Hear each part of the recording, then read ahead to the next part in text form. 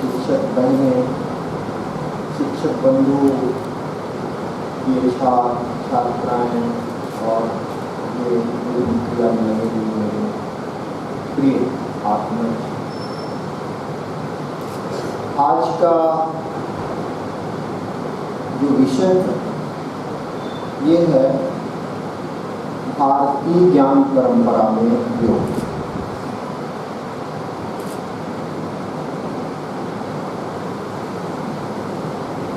आप लोग क्या ऐसे टहलते रहेंगे? नहीं चलेगा।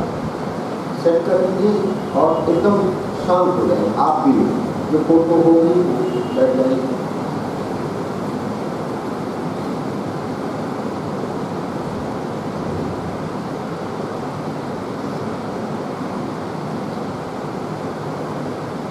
भारतीय ज्ञान परंपरा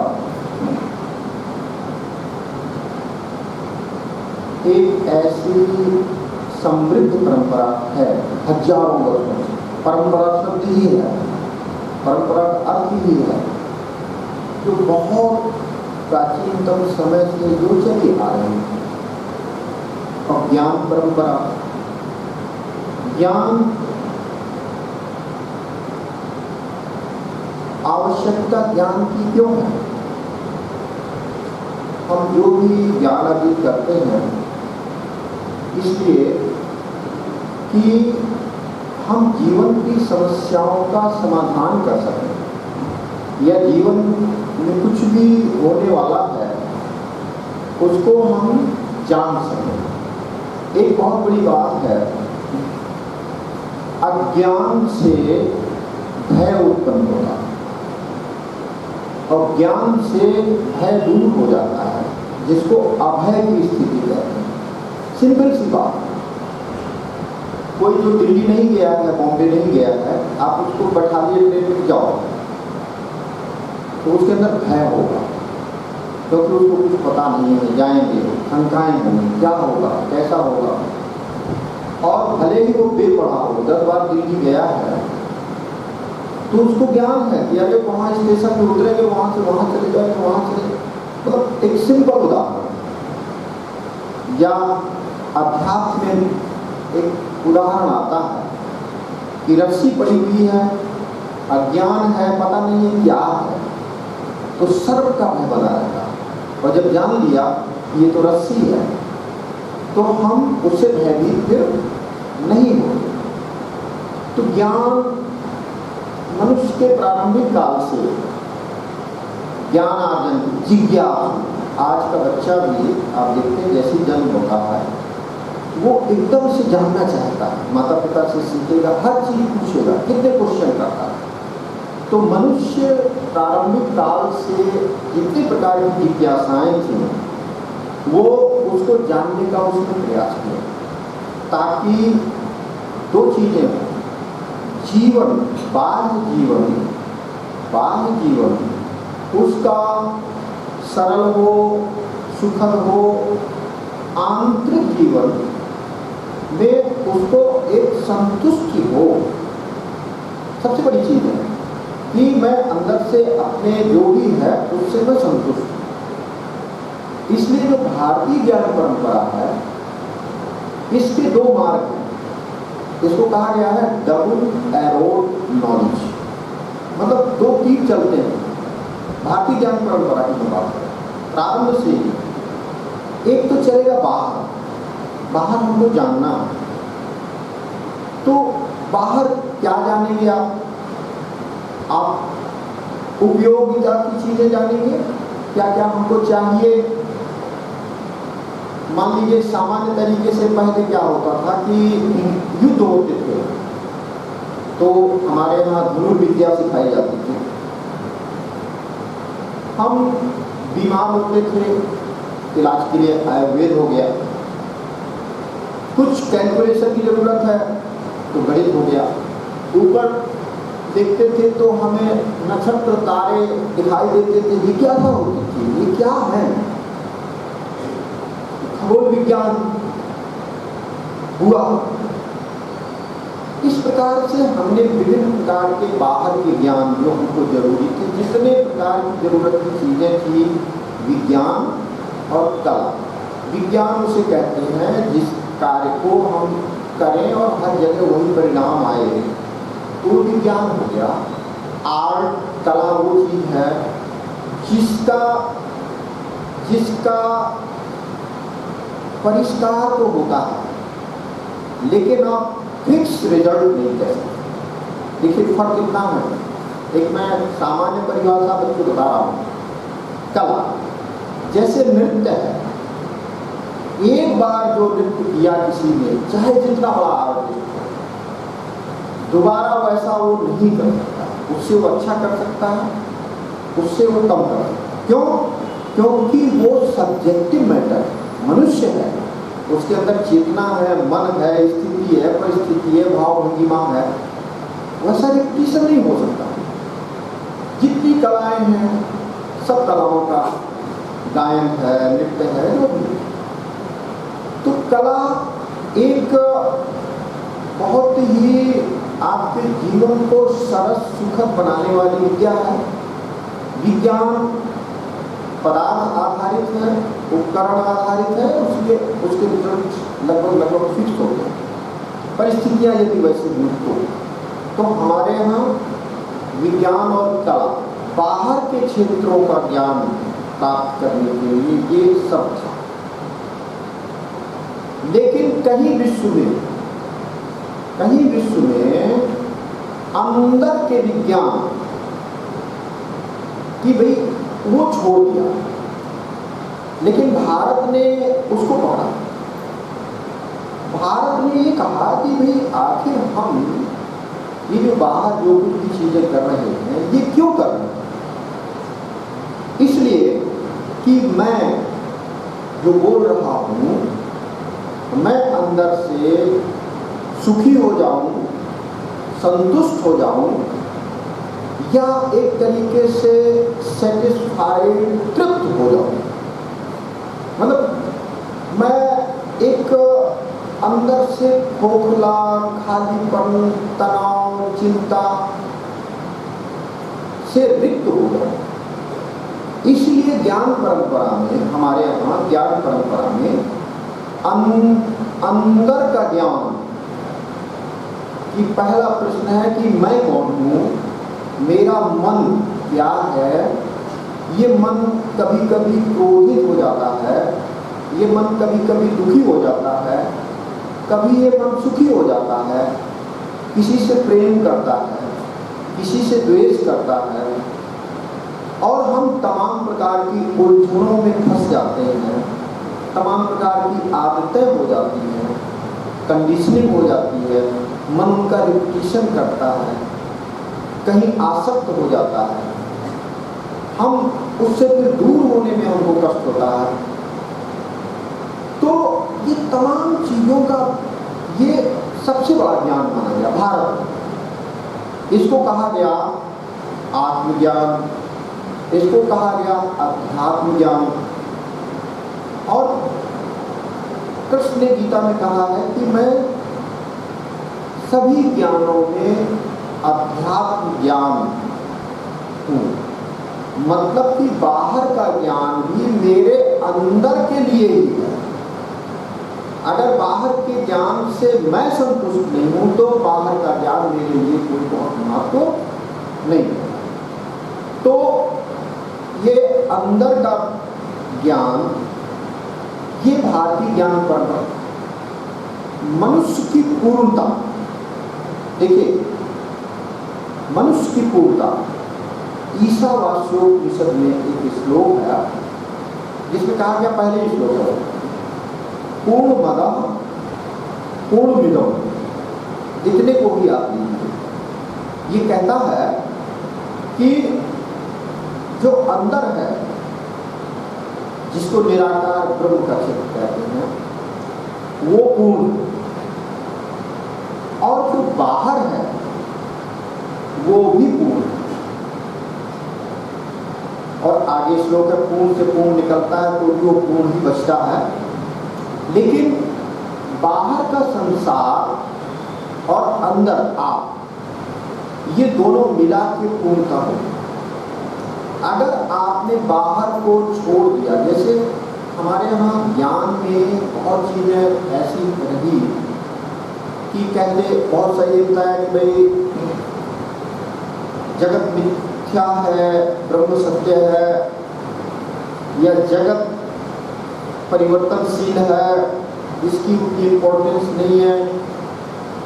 लेकिन ये समझाने के लिए किसी चीज़ को, किसी अध्यात्म विद्या के महत्व को प्रदर्शित करने के लिए, उस समाधि की अवस्था में जाने के लिए ये समझाया गया। लेकिन पूर्ण ज्ञान हमारे उपनिषदों में, वेदों में, गीता में संसार को छोड़ने का विधान नहीं है। पूर्णता मनुष्य की तभी है। देखिए, संसार एक प्रयोगशाला है। आप बहुत योगी भी हैं, योगस्थ भी हैं, आपकी तृष्णा नहीं है, और जब आप संसार में आते हैं और आप संसार के माया जाल में फंस जाते हैं, तो ये प्रयोगशाला, असली प्रयोगशाला ये भी तो परमात्मा का ही स्वरूप है। भाई वही परमात्मा तत्व जब निकल जाता है तो ये शरीर निस्तेज होके बेकार हो जाता है।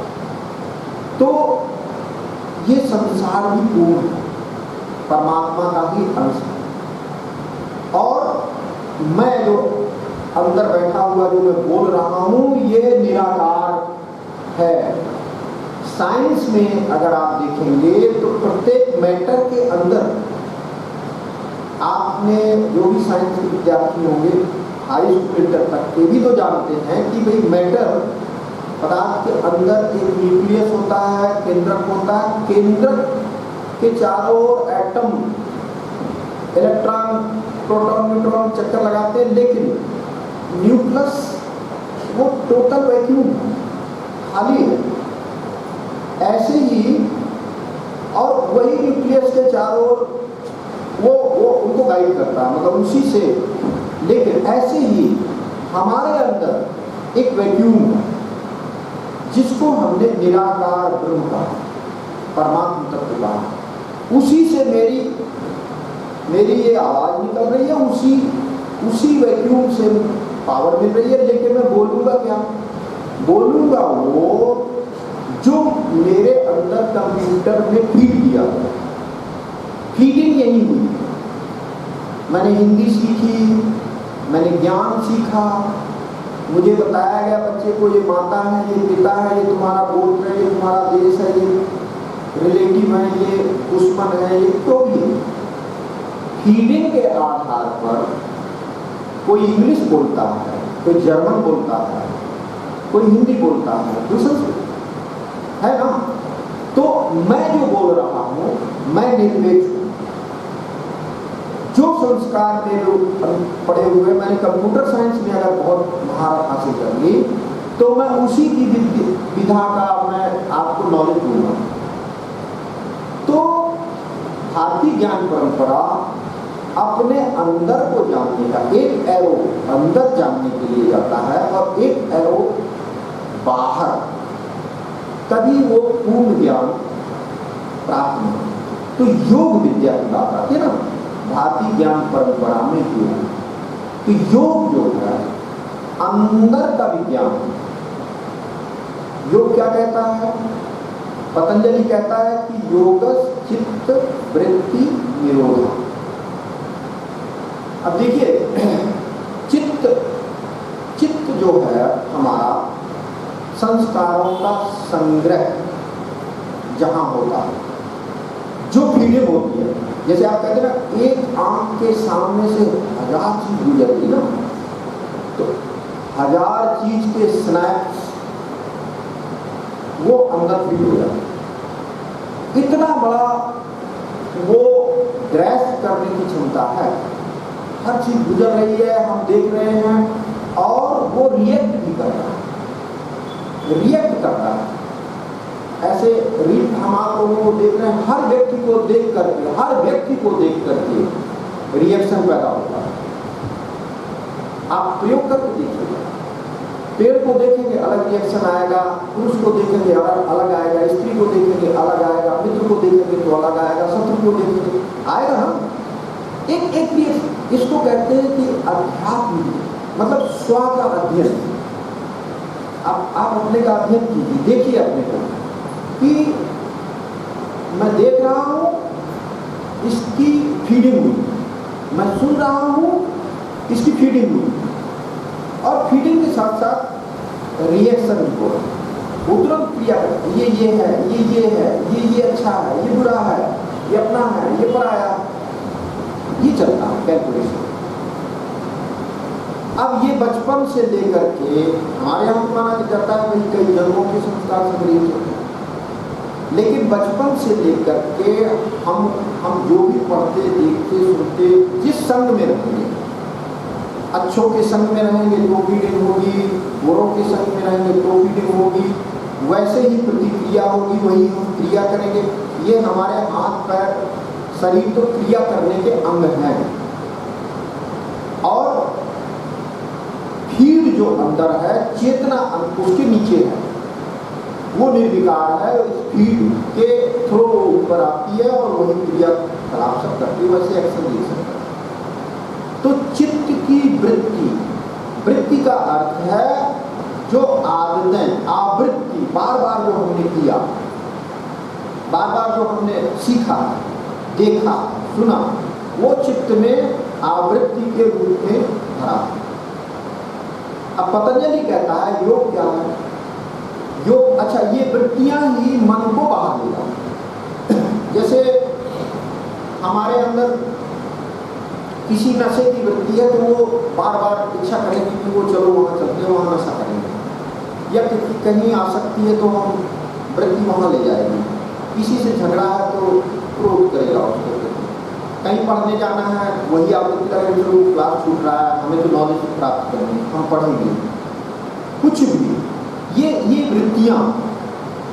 वृत्तियां जो संग्रह है, इसकी निवृत्ति अगर हो जाए तो हम प्योर चेतना बिना किसी संस्कार के बचे। तो फिर जो मैं बोल रहा हूं, मेरे बाहर जाने का उपाय ये समाप्त हो। तो योग क्या है? तो मैं जो बोल रहा हूं, मैं फिर बाहर ना जा करके अपने जो मेरा स्वरूप है उसमें मैं स्थित हो जाऊंगा। योग चित्त वृत्ति निरोध। योग तब होगा जो मैं बाहर जा रहा हूँ, मैं अपने में स्थित तब हूँगा, योग तब हूँगा जब ये चित्त की वृत्तियों का, आदतों का निराकरण हो जाए। लेकिन प्रश्न ये उठता है कि अगर ये संस्कारों का, आदतों का जो भी फीलिंग है, इसका निराकरण अगर हो गया तो संसार के लिए तो मैं बेकार हो जाऊंगा। भाई यही फीलिंग के आधार पर तो मैं ज्ञान दे रहा हूँ, मैं सीख रहा हूँ, मैं एक्शन कर रहा हूँ, क्रिया कर रहा हूँ। बात समझ नहीं? ये बहुत बड़ा एक जंक्शन पॉइंट है। इसका मतलब हम बिना किसी संस्कार के समाधि में चले जाएंगे। ये पतंजलि कहता है कि यम नियम आसन प्राणायाम प्रत्याहार धारणा ध्यान और समाधि, संप्रज्ञात समाधि और असंप्रज्ञात समाधि, मतलब हमारे बीज हैं और फिर भी मन हमारा एकाग्र है तो संप्रज्ञात। कुछ संस्कारों के साथ मैं अपने में स्थिर हो गया हूँ, मन मेरा भटकता नहीं है, लेकिन वो संस्कार भी अगर खत्म हो जाए तो असंप्रज्ञात समाधि में मैं चला जाऊंगा। तो क्या होगा कि मैं एक शून्य की अवस्था में होगा, निर्बीज समाधि होगा, मुक्त उसको कहते हैं कि वो मुक्त, जीवन मुक्त व्यक्ति होगा। अब क्या होगा, जब वो समाधि घटित हो जाती है तो फिर मेरा समस्त वृत्तियों से, देखिए जो आदतें थी उनसे संपर्क खत्म हो, ठीक है ना। संपर्क खत्म होने के बाद फिर मन बाहर खत्म नहीं, मतलब मन खत्म नहीं होगा, मन बाहर आएगा। अब वो बिना वृत्ति का, बिना आदत का मन है। बहुत बड़ी बात हम बता रहे हैं। बिना वृत्ति का, बिना आसक्ति का, बिना अपने पराये का, बिना प्रतिक्रिया करने वाला मन आ पा रहा है। अब वो जो क्रिया करेगा वो योगी की क्रिया। अब वो क्या करेगा कि भाई जो दायित्व है वो इंद्रिया, कृष्ण कहते हैं कि इंद्रिया इंद्रियेषु वर्तन्ते। मतलब कृष्ण कहते हैं गीता में अर्जुन से कि बिना क्रिया के तो कोई रह नहीं सकता, उसको कर्म तो करने पड़ेंगे। अब वो जो कर्म करेगा वो अनासक्त भाव से, जिसको कहा गया कर्मयोग, अनासक्त कर्मयोग। अभी हम आसक्ति के आधार पर कर्म करते हैं। हर कर्म में हमारे भेद है। क्यों भेद है? हम जो देखते हैं क्यों भेद पैदा होता है। ये मेरा है, इसके लिए ये काम, ये तेरा है, इसके लिए ये काम, ये मित्र है, इसके लिए ये काम, ये शत्रु है, इसके लिए ये काम, ये अपना है, ये मन का स्वभाव है। जैसी वृत्ति भरी है वैसा वो करेगा ही करेगा। कभी भी आप ये तो स्वाभाविक है, कोई भी माँ अपने बच्चे के साथ जो करेगी वो दूसरे बच्चे के साथ, चाहे वो जितना बाहर से देखने में एक लगे, लेकिन भेद तो होगा, भेद तो होगा। अगर नहीं भेद हो रहा तो वो समाधिस्थ जीवन मुक्त आत्मा है। तो फिर योगी कृष्ण जो है, कृष्ण के समक्ष पूरा महाभारत होता। हम उनको भगवान क्यों कहते हैं? इसलिए कहते हैं कि वो निरपेक्ष भाव से जो सामने कर्म है वो कर रहे हैं। कहीं आपने कृष्ण को रोते हुए, हंसते हुए मुस्कुराते देखा होगा, लेकिन ऐसा नहीं होगा कि अभिमन्यु की मृत्यु भी होती है तो भी वो विचलित होकर के, अर्जुन विचलित है, सब विचलित है, लेकिन वो विचलित नहीं है, वो सम अवस्था में। गीता में कहा गया समत्वम योग कुछ, एक ऐसी सम अवस्था में योग स्थित हो जाता है कि वो क्रियाएं करता है। जन्म वो आदेश राजपाट चलेगा, जिसको दंड देना है दंड देगा, जिसको जो करना है वो करेगा, लेकिन भेद रहे कृत्य। तो ये योग विद्या है, अपने को जानने की, जीवन मुक्त होने की, तभी वो परम आनंदित, परम संतुष्ट हो। तो योग पर तो ये व्याख्यान, लेकिन प्रश्न ये उठता है कि भाई योग में हम स्थित कैसे हैं?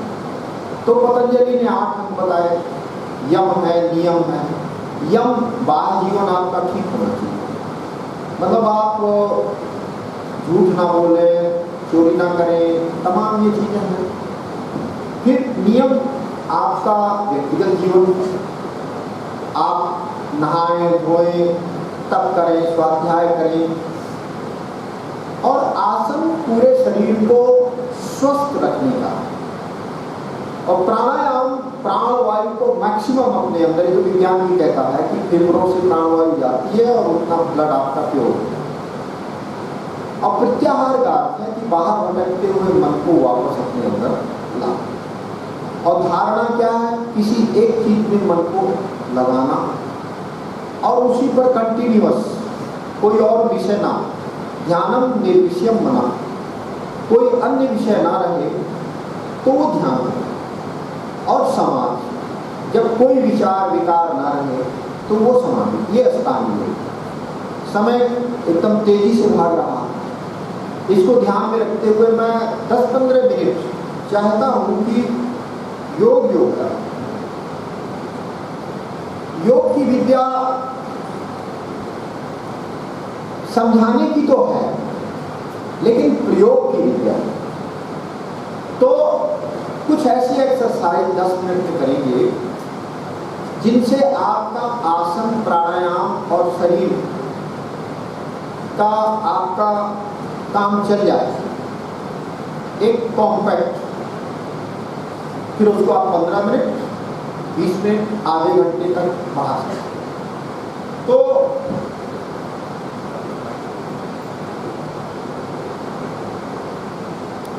कैसे सुनाई देगा वो हाँ? लगेगा टाइम बहुत आ रहा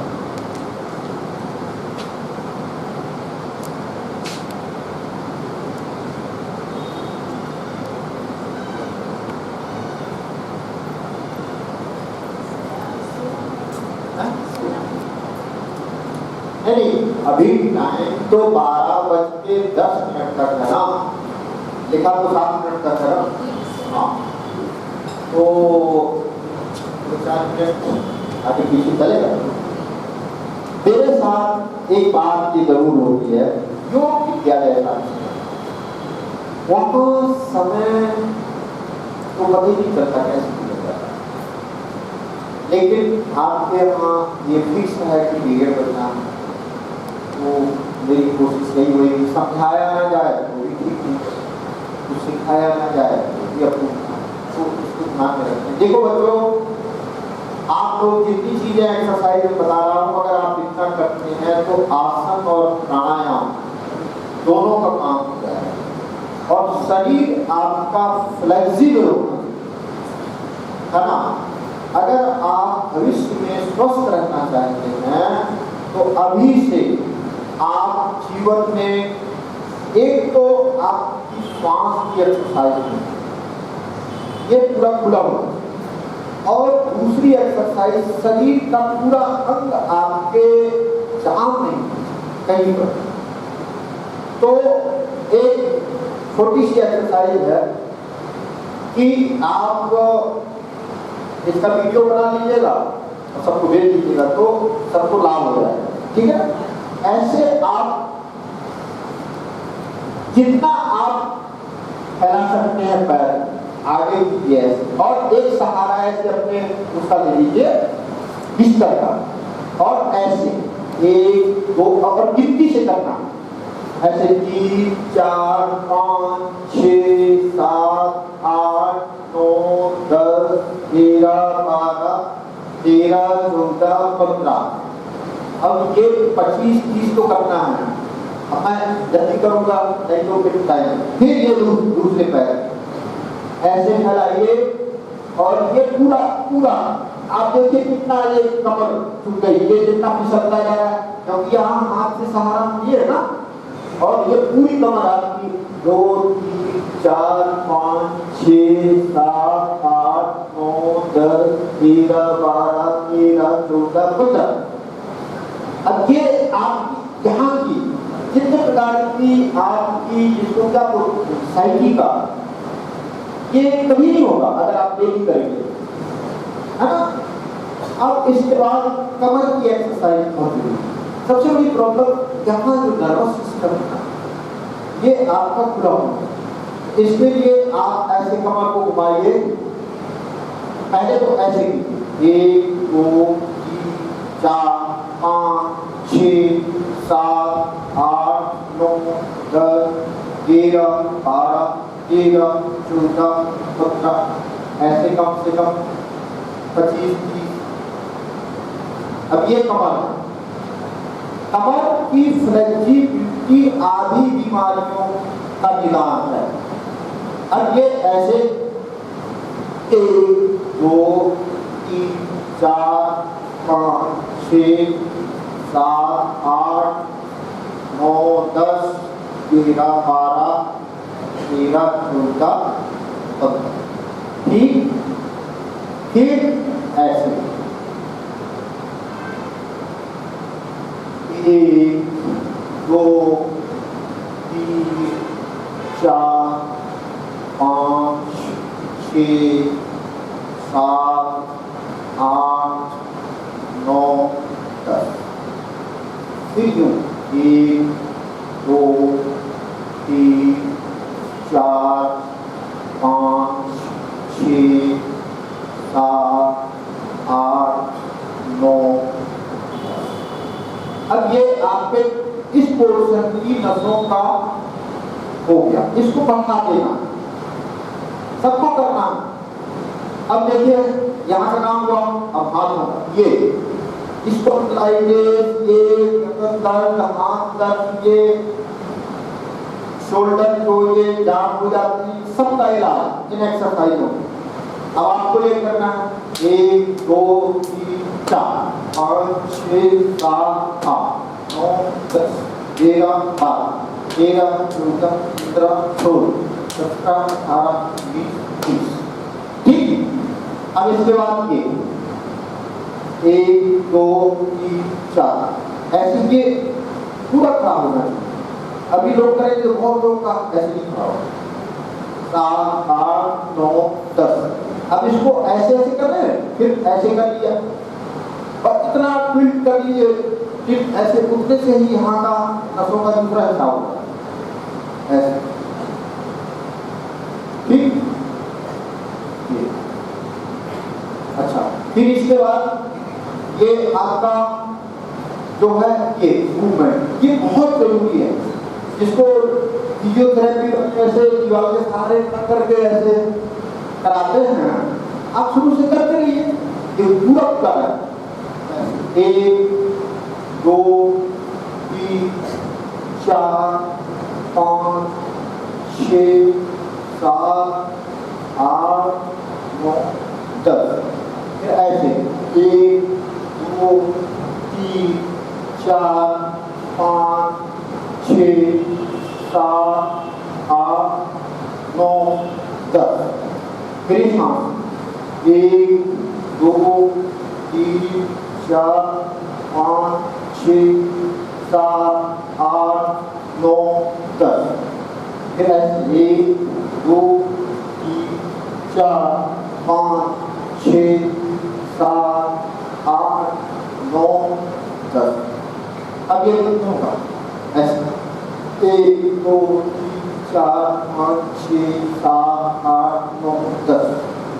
फिर ऐसे 1 2 3 4 5 6 7 8 9 10। इस चीज संख्याओं को 10 से शुरू कीजिए, 15 कीजिए, 20 कीजिए, 25 कीजिए। आप आधे घंटे का बनाइए प्रोग्राम, है ना, टोटल एक्सरसाइज। अब फिर ये हार्ट के लिए बहुत महत्वपूर्ण एक्सरसाइज है। ये यहाँ का काम हो गया। अब ये हार्ट को खोलिए, ये ऐसे 1 2 3 4 5 6। अच्छा, आंखें भी ऐसे करेंगे तो नीचे, ऐसे करेंगे तो ऊपर, तो आंखों की भी एक्सरसाइज होती जाएगी, है ना।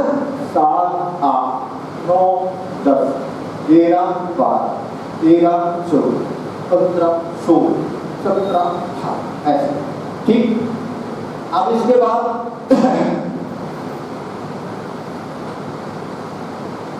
ऐसे ऐसे फैलाइए, ऐसे 1 2 3 4 5 6 7 8 9 10 11 12 13 14 15 16 17 18 20 20 30 ऐसे।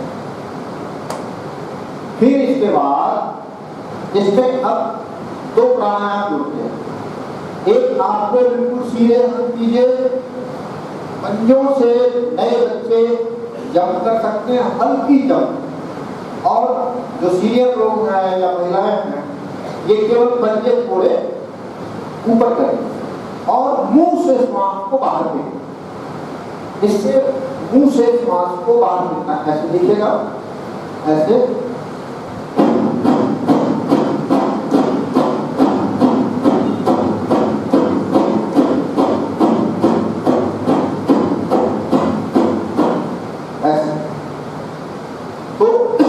इसको भी 100 बार लगभग 20 बार 25 बार जितना कर सकते हैं।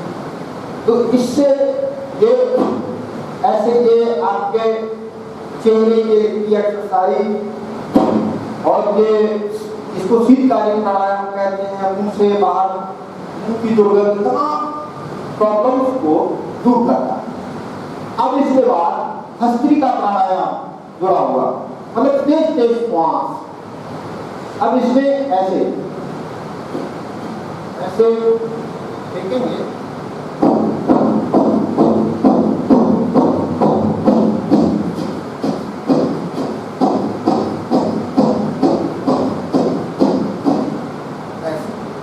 तो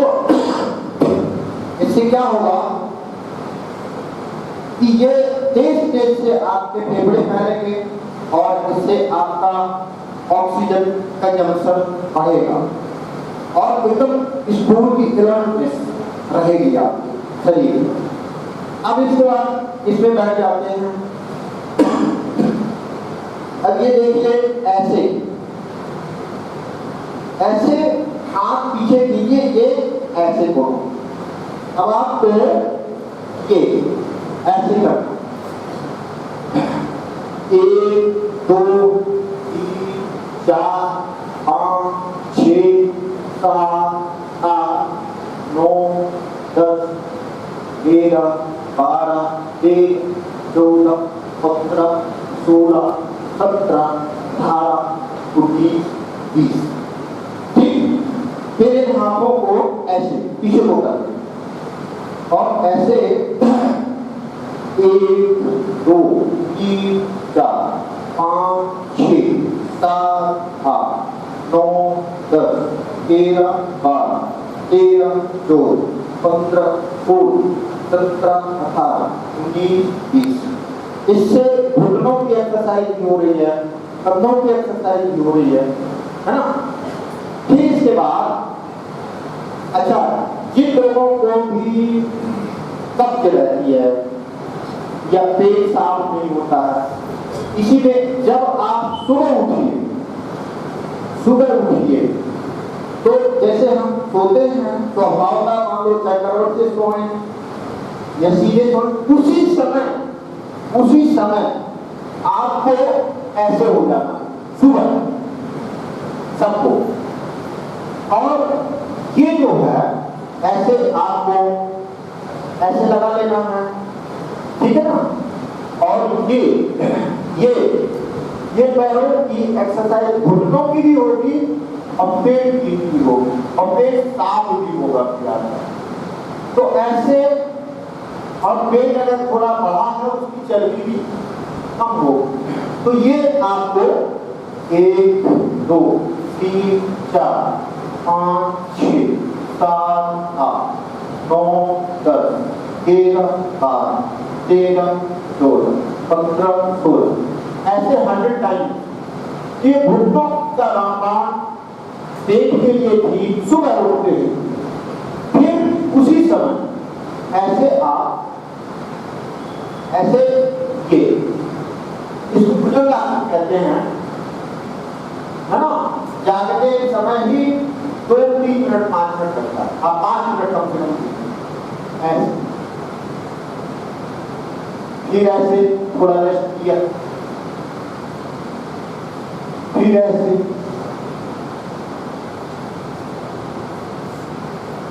तो ये जो है अगर आप ये सुबह सुबह कर लेते हैं तो इससे फिर सुबह के लिए जो है, जैसे सुबह आप गर्म पानी पीने का अभ्यास करें। गर्म पानी पीजिए, 1 गिलास से शुरू कीजिए 200 ml से और सिप करके, मतलब धीरे धीरे चाय की तरीके से। और फिर ऐसे खड़े होकर ये जो है आप श्वास आप ऐसे भी कर सकते हैं, ऐसे भी उद्यान बंद इसको कहते हैं। ऐसे श्वास को बाहर निकालिए और बाहर रोक और फिर पेट को अंदर धीरे धीरे, उसको ऐसे नहीं ज्यादा झटके नहीं करना ताकि ऊपर जाएगा, बिल्कुल धीरे।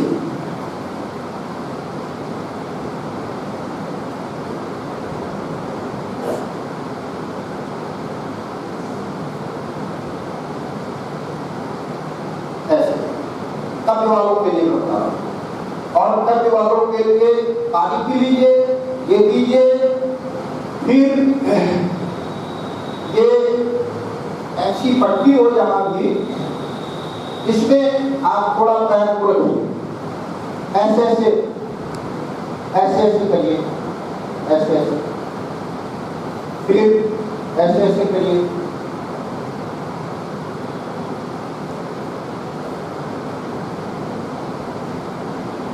और फिर थोड़ा पानी पीजिए, टहलिए। मैंने जिंदगी में, मेरी उम्र 65 ईयर पूरी हो, 66 ईयर स्टार्ट हो, जीवन में आज तक मैं केवल एक टाइम मॉर्निंग में ब्रश नहीं करता। इतना मैं आधा घंटा 20 मिनट करता हूँ, पूरा पेट साफ। दोबारा फिर कभी इच्छा नहीं हुई बचपन से। तो पेट साफ होना बहुत जरूरी। इसके लिए हल्का हल्का पानी पीजिए, टहलिए, कुछ ऐसे कीजिए, कुछ थोड़ी मूवमेंट कीजिए, और जब प्रेशर लगे तब आप फिर सोने जाए। ठीक है, अब हम समय को देखते हुए एक प्राणायाम थोड़ा कर लेते हैं। एक अनुलोम विलोम, अनुलोम विलोम सब जानते हैं। एक नासिका से भरना और दूसरी से निकालना, फिर जिससे निकालेंगे उसी से भरेंगे और फिर दूसरी से निकालेंगे। यह अनुलोम विलोम सिंपल प्राणायाम। एक्सरसाइज करने के बाद ये प्राणायाम कर लीजिए। 10-17 तक कर सकते हैं, 10-17 तक कराइए। फिर आप पूरा टाइम कितना है? 12-20 तक का सर, 12-20 तक का टाइम लेके बताइए। उसके बाद अध्यक्ष हटा दिया। आप कहिए।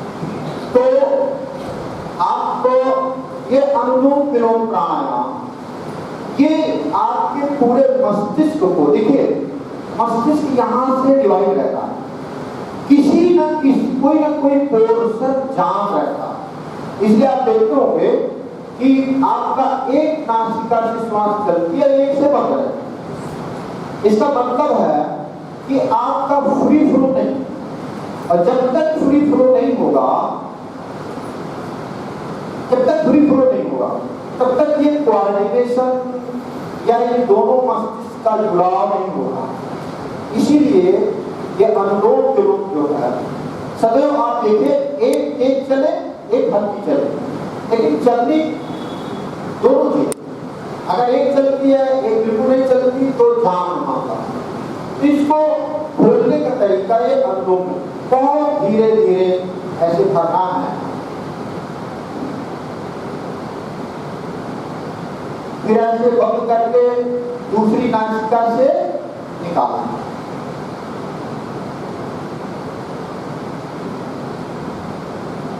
फिर इस नासिका से भरना है और फिर इससे निकालना। ऐसे कम से कम 15-20 बार आपको करना चाहिए। बैठे बैठे अगर आपके पास समय हो और युवा बच्चे होना चाहते हैं तो भस्त्रिका प्राणायाम, कपालभाति, ऐसे आप थोड़ा करेंगे तो और खुल जाएगा। ये नाभि ऊपर नीचे होगी, ऐसे ये झटका यहाँ लगना चाहिए, ऐसे। ठीक है, तो इसको आप कर लीजिए। अब हम ध्यान जो है, एक तो मैंने पिछले साल आपको बताया था, जिसको मैंने नाम दिया था, मतलब था वो विपश्यना ध्यान, श्वासों पर ध्यान करना। तो श्वास जो है, श्वास बिना किसी भी धर्म, संप्रदाय, मंत्र, किसी से जुड़ा मनुष्य है तो श्वास उसकी है। और सबसे सरल ध्यान श्वास पर ध्यान करें। आपकी श्वास को बदलना नहीं, ये आप ध्यान रखिए। ना तेज करना है ना धीमा करना, उसके साथ वो मत करिए। और आप बैठ जाइए, शरीर को शिथिल छोड़ दीजिए और वो बंद रखिए। नासिका से आती जाती हुई श्वास पर केवल मन को लगा देना, ये जैसी आए। और श्वास फिर जैसी ध्यान करेंगे, धीरे धीरे धीरे श्वास धीमी होती जाएगी। श्वास का धीमा होना मन के शांत होने की निशानी। आप देखते हैं जब क्रोध होते हैं तो बड़ी तेज श्वास चलती है, और जैसे जैसे शांत होंगे वैसे वैसे आप आपकी श्वास धीमी होती जाएगी। इसका और जितना आप शांत हो, आप ये मान लीजिए शांत होना आपका जो ये पूरा जो शरीर है ना, ये टोटल मन से चलता है। जब मन शांत होता है तो हार्ट पर प्रेशर मिनिमम होता है, हार्ट बीट आपकी धीमी होती है, ये ब्रीथ रेट धीमा होगा, हार्ट बीट धीमी होगी, ब्रेन वेव कोहेरेंस, यहाँ तमाम प्रकार की अल्फा बीटा थीटा जो जैसे हार्ट की नाप होती है, इलेक्ट्रोकार्डियोग्राफ से देखते ना, बड़ा ऊंचा नीचा जाना रहे हो उनका बहुत डिस्टर्ब है हार्ट, जल्दी से इसको दिखाओ।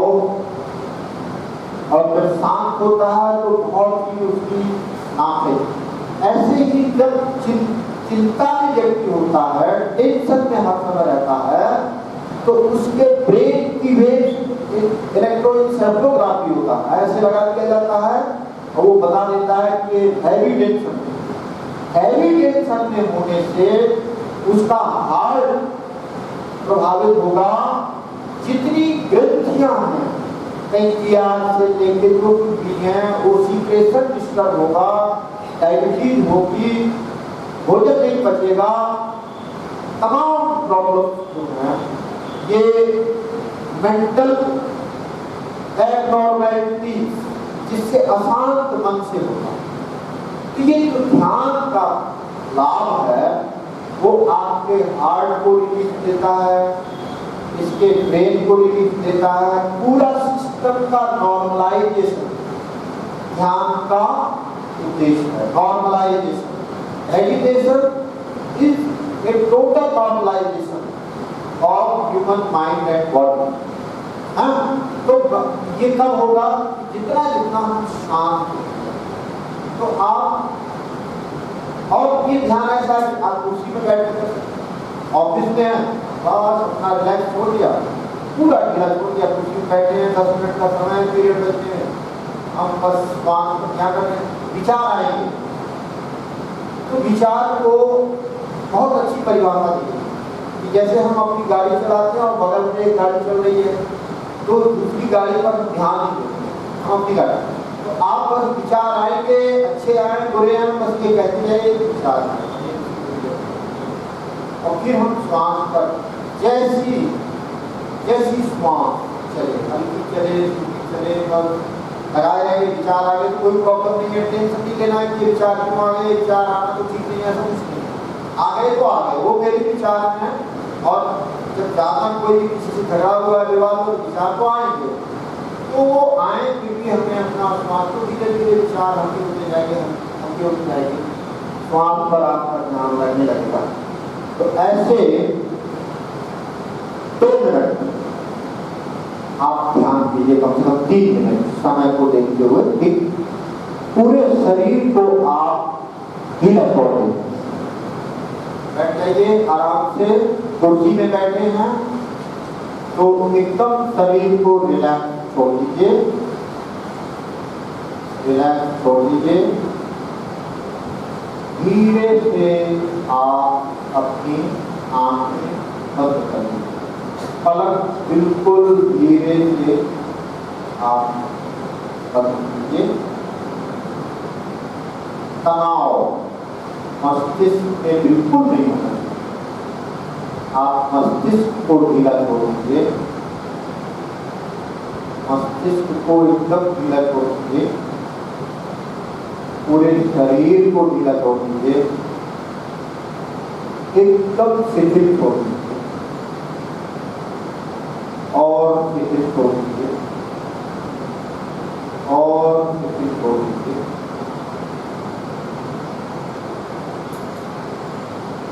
अब आप नासिका के छिद्रों से श्वास बाहर आ रही है, भीतर जा रही है, बस उसको देखना है।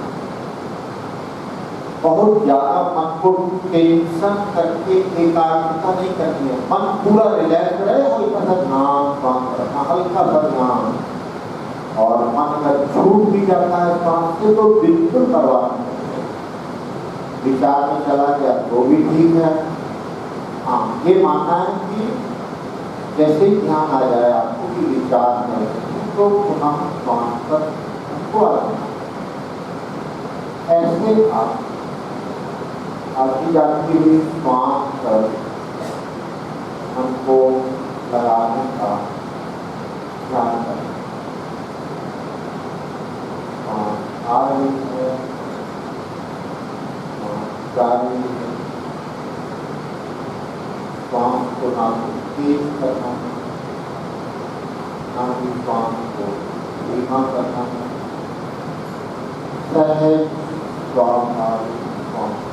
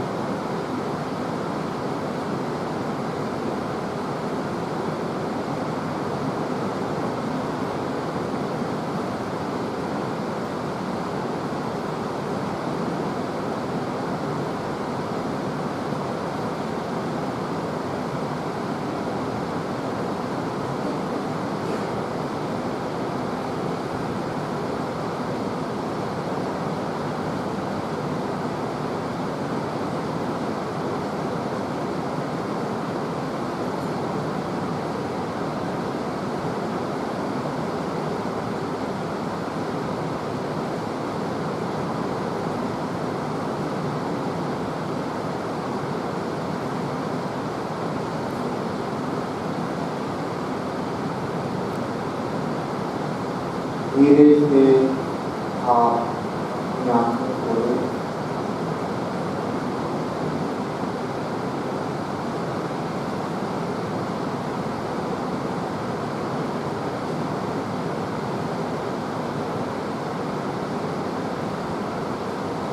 जब भी ध्यान करें तो आंखों को थोड़ा ऐसे करके आंखों में लगा देना है और इस ध्यान को आप सोने से पहले 5 मिनट 10 मिनट कीजिए और सो जाइए। बड़ी गहरी नींद आएगी। और जब उठकर बैठने तो भी 5 मिनट ध्यान कीजिए। तो सुबह टाइम अचानक फौरन पकड़ते हैं तो आपका मन शांत है। तो आपने बहुत ही ध्यानपूर्वक मेरी बात सीखा। जीवन में थोड़ा सा ये भारत जानने का प्रयोग जरूर किया। सबसे बड़ा काम